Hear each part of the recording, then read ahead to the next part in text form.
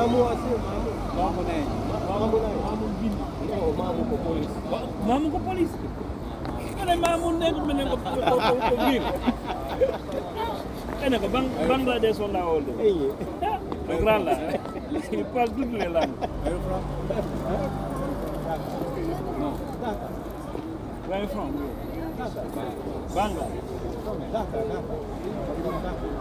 Dhaka, main city. Bangladesh, that's that. Oh, Roma Wondeli. Oh, di mana? Koleksi itu. Oh, musuh dulu. Kau yang tahu ça beaucoup de siècles. Lura. Et dans l'histoire même, avant donc, on doit mettre les balais, les esclaves. Si mais pas la balais, mais Giodo, empire romain, mais Giodo. Et puis, chef de l'ordre, il était dans Neroni. Neroni, quand il n'a pas quand on va balais, il faut Italie. Mais il y a tabou balais, mais voilà, mais moi il n'a pas. La famille. Donc, maintenant que tu nourris, Brisile, quand on va tourner dans un film, ok. quand il y a une tournée dans un Brisile, tu vas mourir. Quand on va tourner dans un film, les gars. Ok. Brisile, tu vas mourir, américain. Quand on va tourner dans un film, on peut laisser au long. Donc, on doit nous marier histoire qui. Moi, il y a et puis ça est tout droit donc il faut tout sous droit à Wanda. Non, ça on donne ça yoki. Aya ka sous Mussolini. Mussolini c'était le plus grand fascisme même de l'Italie. Donc c'est pour cela il a mis des lois ici. C'est l'Italie donc c'est béni la loi de 1800 là, la loi de 800 là. C'est là veut dire allez immigré du Italie donc ça yo ak national ta wata do ngol bis. Wata do ngol train. Awata dongi gol taxi. Anjoni betale on loi. Donc c'est un mari séjour à Doginta. Non, est-ce que 10 ans jogi dado ko be nata do 00 limitado. À Doginta jamais. Nous donc on était dans le Mussolini comme akino on loi. Mais il fit aussi l'un des plus grands travailleurs dans l'histoire de la République de l'Italie. Parce que toutes les maisons qui sont en Italie ici là, Rome, disons à Rome ici là, la plupart de toutes les maisons là, 90% là, quand on dernier des gars le faut. Kono yata do kanko o yiwayno do ko do ay sanati ka sallo leon e ko do himbe be arayno kambe be jodo wono stade ni e puis lion jidi akita lion jidi ara mena sudanejo bono yantuno do sudanejo onno ko honnu warayno so ari tiru do lion jidi ko yo sudo balejo si lion jidi fejjo nangira bukko ngolo warade donc kanko no batti be monari ke mo gaddi himbe 17 personnes jogi ka faaji be soppi mo be wari. Et puis, il y a des boulangeries qui on va voir ici. Il y a des sous forme boulangerie.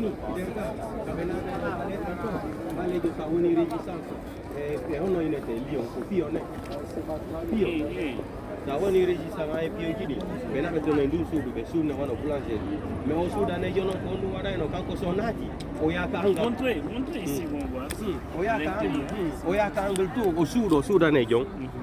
Son sudi keton. Suna après non. Do di tay ba fangal tu yalta be fo be doga. Après be baniti mo. Ni ari be suku de wona goddo ma yata quoi. Bat be nadi mo kanko ka boulangerie ko yawo sudo nder ton 5. Ditenge suna ha 3 4 de temps do di ti o yalta e fo be doga. So nati no kanko ka fur ko yawo duma noni haya kembuje de hitenge après 7 heures de temps be no mai ko gani mai go. Mais où dit-il que mon tour est alta? On doit be sous sa table do. En famille. On doit be sous sa table Italie do. Les premiers généraux dans l'histoire de la République de l'Italie, ils ont été les Noirs d'origine soudanaise, somaliens et congolais. Les premiers maréchals de carabiniers en Italie, ils étaient tous des Noirs, des Soudanais, des Congolais, des Somaliens. Le premier athlète noir que les Italiens ont eu à 60 là, c'était un Congolais aussi. C'était un Congolais. Quand il y a un de Berlin là-bas, il a voulu tendre la main à Hitler, là. Hitler a refusé là. Oui, c'était un Congolais. Mais quels sont les Noirs les plus nombreux ici en Italie? Non, les Sénégalais. Les Sénégalais, c'est les plus nombreux. Les Sénégalais sont les plus nombreux ici là. Ça y est, ni noirs africains, oui. Les Noirs africains. Mais si c'est les pays africains là, c'est les Marocains.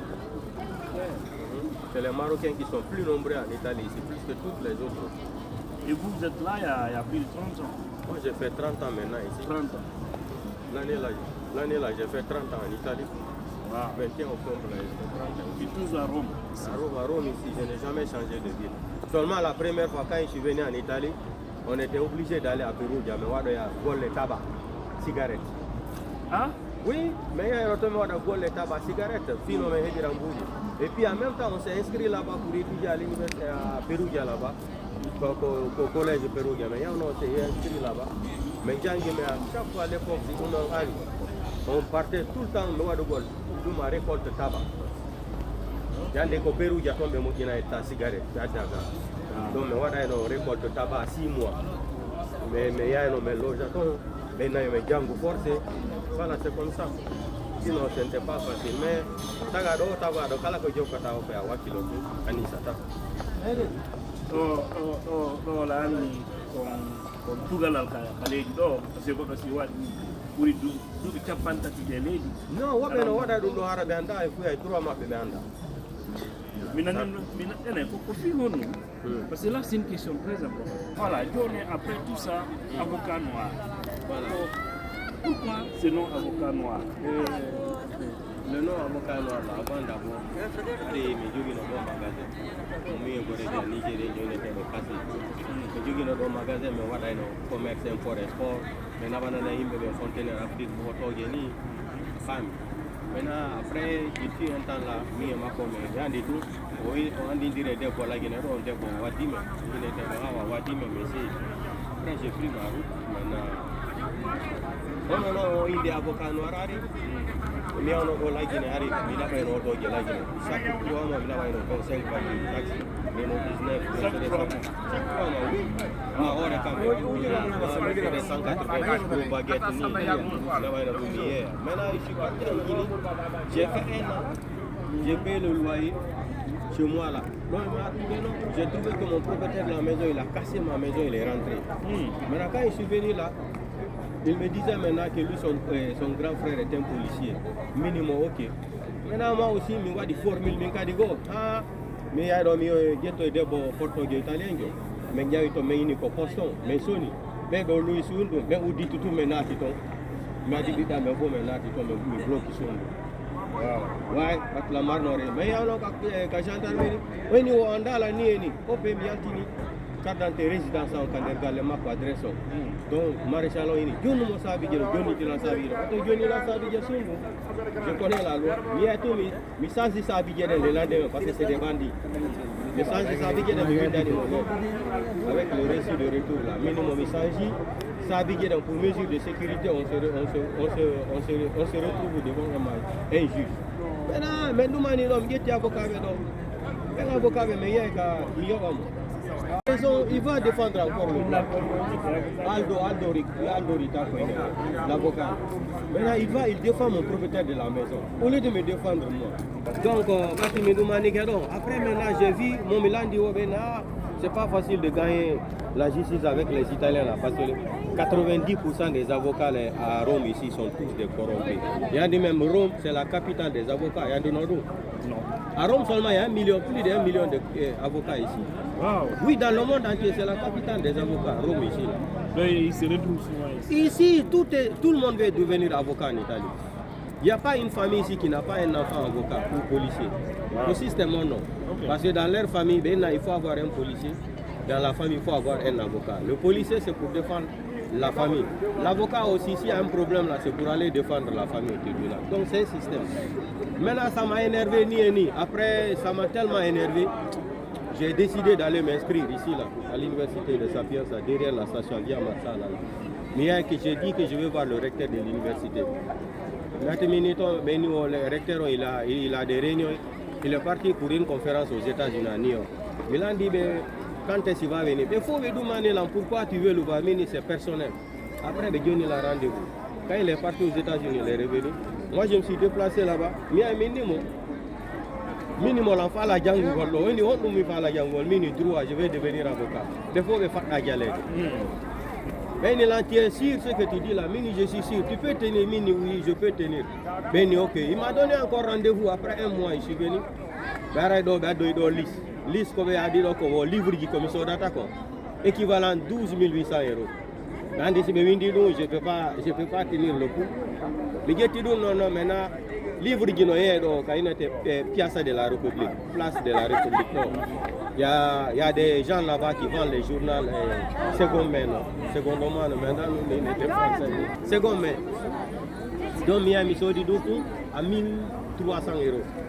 Je suis dit livre qu'il faut, je suis dit compagnie qui m'a installé l'ordinateur. Je suis code pénal qui est avant, liquide, il faut que Django, mais chaque 17 heures, il y a un si vous voulez cours, il y a un salon qui est là, il y a un salon qui est là, il y a un Django, faut Jalala. Ah, ça est donné à Django, et puis j'ai étudié de manière, mais n'a pas été mais concours. Mais si péri concours, John Nugo Lando, Beni Omela nationalité. Boatala John Nugo. Le boulot qu'il a non ta Omela nationalité, Boatala John Nugo. Mina avec John High, au moins photocopie, diplôme comme Dumanato.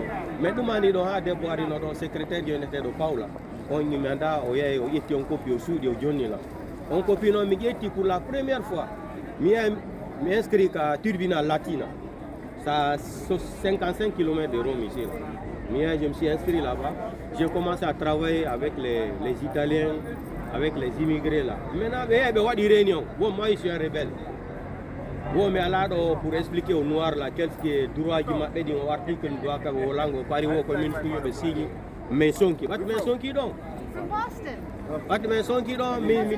J'ai pris maintenant mes destins en main. J'ai commencé à écrire à la maison. Yaltani Bimbi. Je trouve les Nigériens, il y a la Kaidi. Min la wama jonugol Kaidi 5 ans. Mais na fena ni mini la wai. Mi geti Nigérien jogoto. Dido, tato, nayo, jo, sapo. Mominangi o 2 ans. Kaidi 2 ans, Kaidi 5 ans, Kaidi 10 ans. Ni. Donc on paye pour souvent yemen quand on mako do Traoré ka. Ni ka Kasaido kasalo saido. Kono mi rewa no tout temps.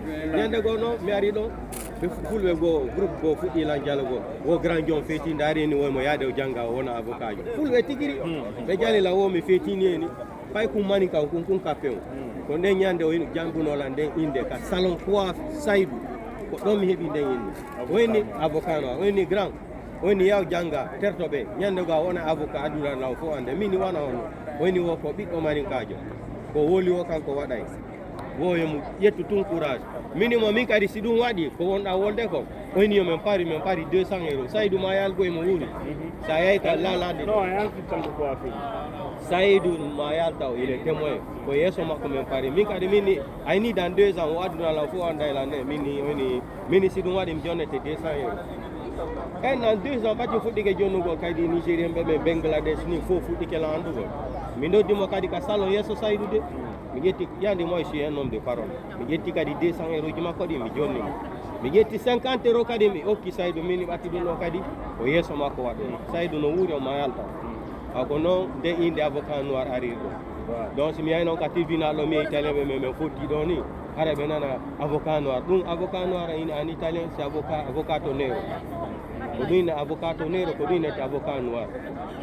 Donc dans le vrai sens da wallito ko immigration ɗo ko ɗum woni golle on ɗo da wallito ko immigration fof hayna immigration nationalité addugol famille ma ni nula osa ñen ɗo la guiné ɓe mi walla ɓe addugol ɓeygu maɓɓe ɗo e ɓiɓɓe maɓɓe ɗo tout le temps awa hara en nani ala fuɗɗude ɗo e gandi pourquoi avocat noir na surno nde woɓɓe hari no sikkude ko surno na surno nde voilà ɗo laaɓani jama voilà na surno fou ça c'est la vérité même. Conseil suprême de la magistrature Rome ɗo woni ɓawo ka station ɗo ko ɗum inete CSM Consiglio supérieur de la magistrature a yahi ɓalejo honto rewata ɗo ñasa janga sa yahi ɗo y a plus de 17 gendarmes honno warta wonda qui va expliquer quoi parce que woɓɓe sikkay avocat noir non c'est pas un surnom sikkay avocat noir jangame e gandi mimi janga ɓe mo jangano ya déposé 7000 pages au conseil suprême de la magistrature je fais même les lives en direct avant de rentrer je discute même avec les gendarmes tout est enregistré yoɓe ɓe gandu na jambitagol de noon wona français to woni gandal goɗɗo no wawi wonde ara wata français mais ara wawi italien ayale français ñaa mi yigiti Avec le français, j'ai des difficultés maintenant. Ouais. C'est quand j'arrive en France, je fais un mois avec mes enfants, je récupère encore. 30 Même si on a tout, 30 ans là, Italie. 30 ans. non c'est hare musidɓe nganndi hannde ko mboni avocat noir o kottinowo men mo yiyeten suuna Na birdi de. ɗumaji na birdi gonga pay pour ça aray en hatti ɗo o jarama on est vraiment fier de vous. Non, il faut ɓiɗɗo gorko kala ko jokkuɗa o il faut aller jusqu'au fond. Je suis là. Voilà. Merci. Impossible de pas faire. Ouais.